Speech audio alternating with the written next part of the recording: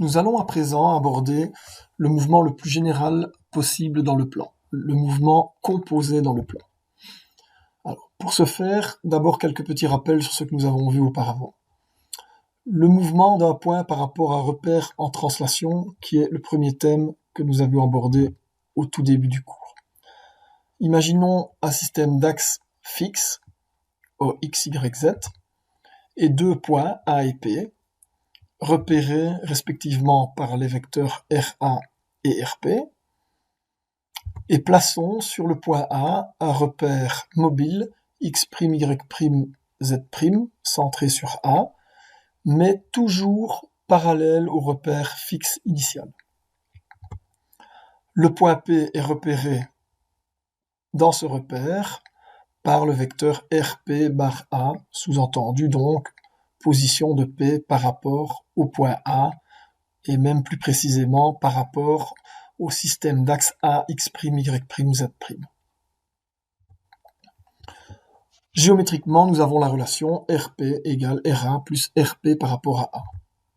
Si nous dérivons ce vecteur, nous obtenons la vitesse absolue du point P dans le repère fixe qui est égale à la dérivée du vecteur RA plus la dérivée du vecteur RP par rapport à A. Ce qui donne vitesse de P égale vitesse de A plus vitesse de P par rapport à A.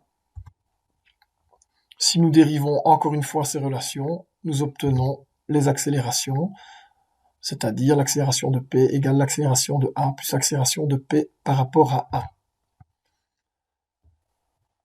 Autrement dit, le mouvement absolu, que ce soit pour les vitesses ou pour les accélérations, le mouvement absolu d'un point P par rapport à un système d'axes fixes O, X, Y, Z est égal à un mouvement absolu d'un point A par rapport à ce même système d'axes O, X, Y, Z plus le mouvement relatif du point P par rapport au système d'axes A, X', Y', Z' centré sur A et toujours parallèle au système d'axes absolu. Deuxième rappel, le mouvement en plan par rapport à un référentiel en rotation. Et ici, nous allons commencer par les vitesses. Donc, on a un repère toujours absolu,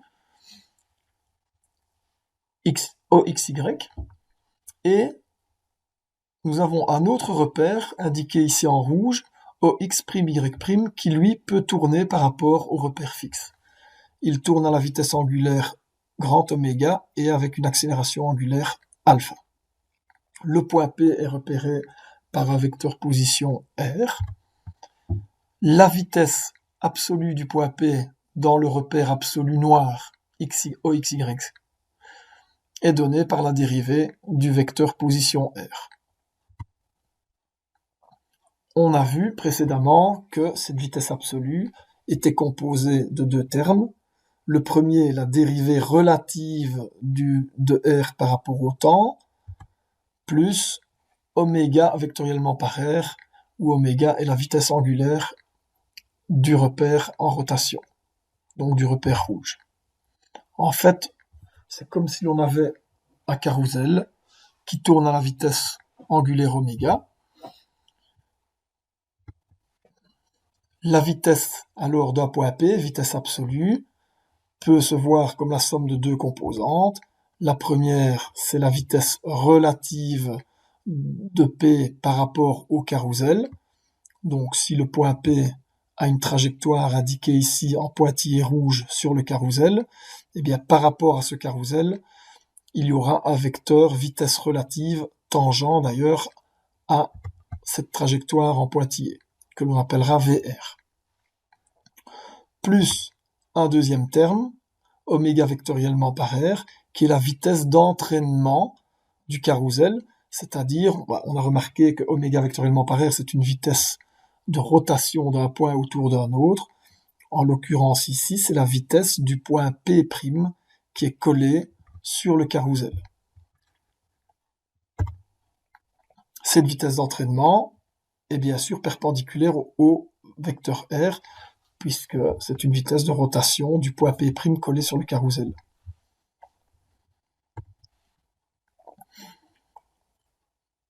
Mouvement plan par rapport à un référentiel en rotation, les accélérations, même principe, formule un peu plus compliquée, l'accélération du point P, accélération absolue, est composée d'une accélération relative aux axes mobiles en rotation, c'est-à-dire l'accélération du point P par rapport au carrousel, plus une accélération d'entraînement qui est composée des deux termes, alpha vectoriellement par r plus oméga vectoriellement par oméga vectoriellement par r. Quand on regarde cela, c'est une accélération d'un point P qui tourne autour d'un autre. En l'occurrence ici, c'est l'accélération du point P' collé sur le carrousel, c'est-à-dire l'accélération du point P lorsque celui-ci ne bouge pas par rapport au carrousel. Plus un dernier terme qui est l'accélération complémentaire ou de Coriolis, qui vaut 2 oméga vectoriellement par la vitesse relative. Pour le mouvement composé dans le plan, on repart de notre système absolu, donc repère OXY fixe. De nouveau, nos deux points A et P. Sur le point A, on place un repère AX'Y' qui est toujours parallèle au repère absolu OXY. Le point P dans le repère absolu est repéré par le vecteur RP, le point A par le vecteur RA, et le vecteur P, lui, est repéré dans les axes AX'Y' par le vecteur RP par rapport à A. Donc RP bar A. On a la relation géométrique RP égale RA plus RP par rapport à A. Et les vitesses ne sont que les dérivées, évidemment, de ces vecteurs. C'est exactement ce que j'ai vu dans le premier rappel, lorsque l'on a un système d'axes qui bouge parallèlement à un système d'axes fixe. On a les relations classiques avec Vp qui est égal à Va plus Vp par rapport à A, sous-entendu, donc vitesse de P par rapport aux axes AX'Y'. Si maintenant on ajoute un repère en rotation AX'Y', donc repère qui tourne à une vitesse angulaire oméga et qui a une accélération angulaire alpha par rapport au repère AX'Y', à ce moment, la vitesse Vp par rapport à A, c'est-à-dire la vitesse du point P par rapport au repère AX'Y', peut être notée comme composée de deux termes, une vitesse relative aux axes rouges, plus une vitesse d'entraînement du point P comme s'il était collé dans les axes rouges. Évidemment, cette relation provient du deuxième rappel, c'est-à-dire vitesse dans un système d'axes en rotation par rapport à un système d'axes fixe. Ici, les axes fixes étant AX'Y'. Alors, au total, quand on cumule les deux relations, donc dans Vp, on a Vp égale Va, plus Vp par rapport à A, et Vp par rapport à A est composé des deux termes, oméga vectoriellement par Rp par rapport à A, plus la dérivée relative de Rp par rapport à A. Physiquement, quelle est la signification de tous ces termes? Vp, c'est la vitesse absolue de P par rapport aux axes absolus fixes OX, Y, Z. Cette vitesse absolue est la somme de trois termes. Le premier est la vitesse d'entraînement en translation des axes AX', Y'. Donc, c'est la vitesse due à la translation des axes, plus une vitesse d'entraînement due à la rotation des axes X', Y', Z' rouge,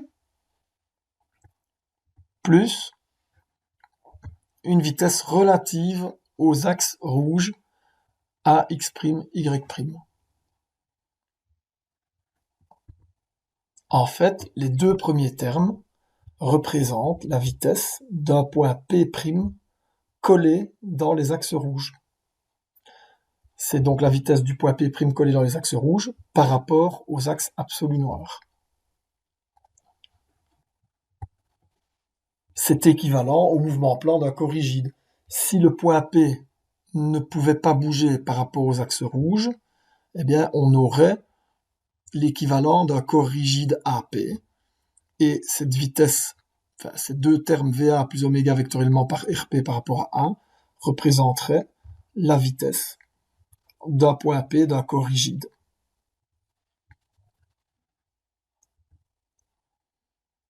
Prenons maintenant les accélérations. Donc, on procède de la même manière. L'accélération P absolue va être la somme de l'accélération du point A, centre des repères mobiles, plus l'accélération de P par rapport à A, et l'accélération de P par rapport à A, elle est composée de différents termes, les deux premiers étant l'accélération de rotation du point P fixé dans le repère rouge, et le dernier terme est l'accélération du point P par rapport aux axes rouges. Enfin, via le terme complémentaire, dit de Coriolis, qui vaut 2 oméga vectoriellement par la vitesse relative. Alors, physiquement, le premier terme à gauche de l'égalité représente l'accélération absolue du point P par rapport aux axes absolus. Elle est égale à l'accélération d'entraînement due à la translation des axes mobiles, c'est l'accélération A, plus une accélération d'entraînement due à la rotation du repère rouge, plus une accélération relative du point P par rapport aux axes rouges, plus l'accélération de Coriolis. Alors, on peut encore noter que la somme des trois premiers termes représente l'accélération du point P' collé dans les axes rouges.